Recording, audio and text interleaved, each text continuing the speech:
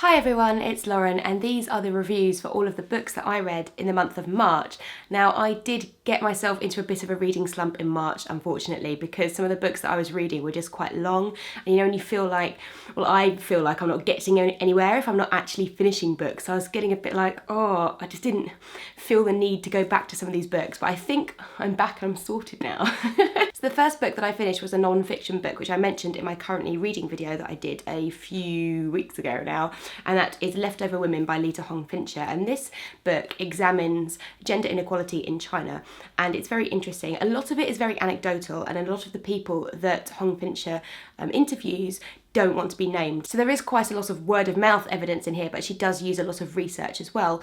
What I found interesting is that there seems to be like a cycle of factors, and there's so many different pressures on women in China, which mean that they are now becoming very financially unequal. So for example, there's a lot of pressure on young women to get married because the state just wants everybody married, because then they're kind of not causing any trouble and they're done and they're creating children, and that's fine.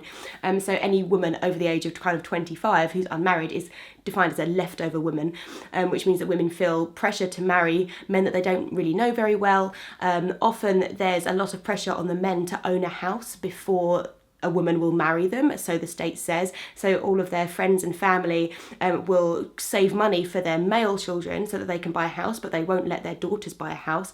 And then when their daughter will go and marry somebody who already owns his own house, then most of the time her name won't be on the deed, there won't be a joint bank account, and all of the finances will be in his name, and so she actually never kind of owns a lot of property or wealth herself. This examines domestic violence. It also examines how LGBTQ relationships are like in an even worse situation, because it's almost like ignored, like it doesn't exist in China. It was really interesting for me to read about what's happening to women like in another country and getting like so angry about it, but also feeling so kind of impotent as well, because I'm not from that culture and there's nothing I can personally do about it. But it was a very interesting book, and I would recommend reading it. The next book I finished was a book of short stories, which was A Manual for Cleaning Women by Lucia Berlin. Now this book of short stories is so interestingly curated, because all of these stories, some of them are from Lucia Berlin's point of view, a lot of them are fictionalized, but it's very obviously about her own life. And although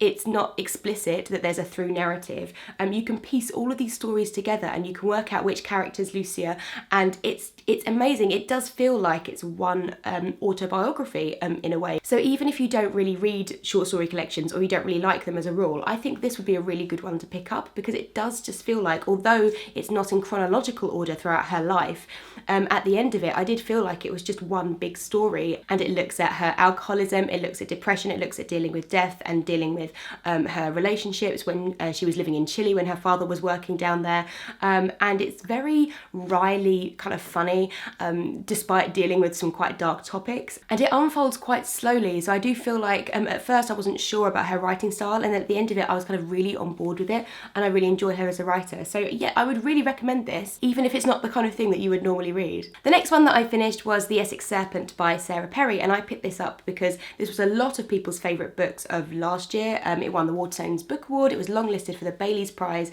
it didn't make the shortlist, which I was quite surprised about, but I think I was quite surprised because of the hype that surrounded it, like not because I'd read it myself. So I thought I would give it a go, and at first I've got to say I wasn't that sure. I think because it had so much hype, I was expecting the writing to be just completely out of this world. But I've never read a book where, as I read it through, and my enjoyment of the book just completely went like this, and by the end of it I was so invested in it, even though I wasn't that fussed at the beginning. This is historical fiction, and it's about a woman called Cora who is living in London in the 19th century. Her husband dies and she decides to move out to Essex, where there have been rumours that the fabled Essex Serpent has come back. And around this time in the Victorian period, people were just discovering about dinosaurs and prehistoric creatures, and they were really into that and discovering fossils. So that's what Cora is setting out to do, and to discover whether the serpent is real. I was talking to one of my friends about this book, and she said that when she read it, it reminded her of The Crimson Petal and the White by Michelle Faber, which I really get actually. It definitely has those kind of vibes, because it's a historical novel which is written in the modern day. It feels like a modern take on that period, but at the same time, the writing doesn't feel anachronistic. It feels like these characters are completely within their time of place and completely believable. Overall, I feel like this book dealt less with this Essex Serpent and more about kind of the idea of hysteria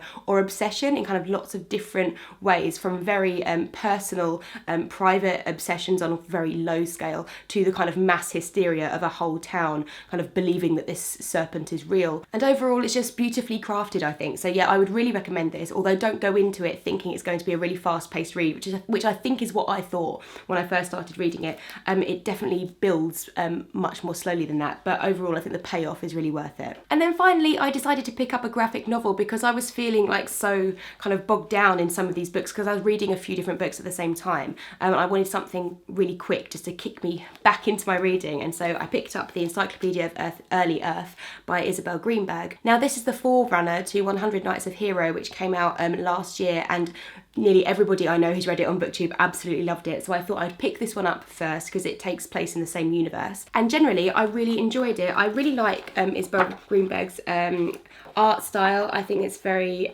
interesting, and I thought it was very beautiful. The format of this book is that there is a storyteller kind of travelling throughout Early Earth. He meets someone and tells her the story of his journey, but throughout that journey we then get all of the different creation myths from the different lands in Early Earth that he has passed through. So generally it just feels like lots and lots of different myths and fairy tales and legends of this place kind of all put together, and the creativity and her imagination of this place I thought was fantastic. I wasn't so convinced by the tone when there were comic elements of the stories, but when it was sincere, I thought it was really beautiful. So yeah, definitely enjoyed it. It was a very quick read, and I will definitely be picking up 100 Nights of Hero next. So that's it. That's everything I managed to finish in March, unfortunately. So 4 books isn't really that much for me, but I'm sure I'm going to be reading a lot more in April, especially because I'm working with the Bailey's Prize again this year, so I'm going to be reading the entire shortlist for that.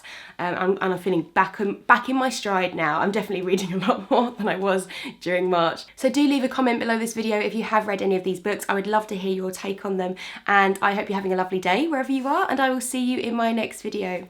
Bye!